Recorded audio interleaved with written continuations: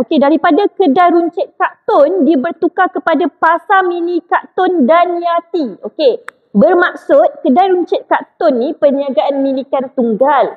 Manakala pasar mini Kak Tun dan Yati ni adalah perniagaan perkongsian. Maksudnya Kak Tun tukar dia punya perniagaan daripada perniagaan pemilikan tunggal kepada perniagaan perkongsian. Kenapa dia buat macam tu? Adakah dia dapat menanggung liability terhad? Tidak. Liability dia masih lagi tidak terhad. Okey. Yang kedua, dapat berkongsi kepakaran. Yes, itulah untungnya kalau kita buat perniagaan perkongsian. Kita dapat kongsi kepakaran kita. Maybe kita pakar dalam production. Kawan kita pula pakar dalam marketing. So kita boleh berkongsi kepakaran. Okey, itu betul.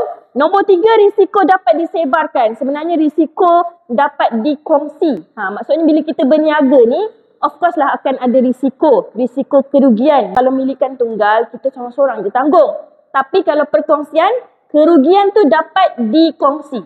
Maksudnya, kita tak perlulah tanggung seorang-seorang. Rugi tu ditanggung juga dengan perkongsi yang lain. Okey, risiko tu dapat dikurangkan lah. Dan nombor 3 betul. Okey, nombor 4, perniagaan berterusan. Ni salah. Kalau perniagaan pemilikan tunggal, kalau owner dia meninggal, perniagaan tu dah tak boleh diteruskan tau. Owner mati je, perniagaan kena tutup. Kalau perkongsian ni, kalau semua tak bersetuju untuk teruskan perniagaan tu, dia kena bubarkan perniagaan tu. Kena stop lah. Kalau masing-masing dah tak bersetuju. Okey, yang perniagaan berterusan tu contohnya macam perniagaan sendirian berhad, perniagaan berhad, tu boleh diteruskan.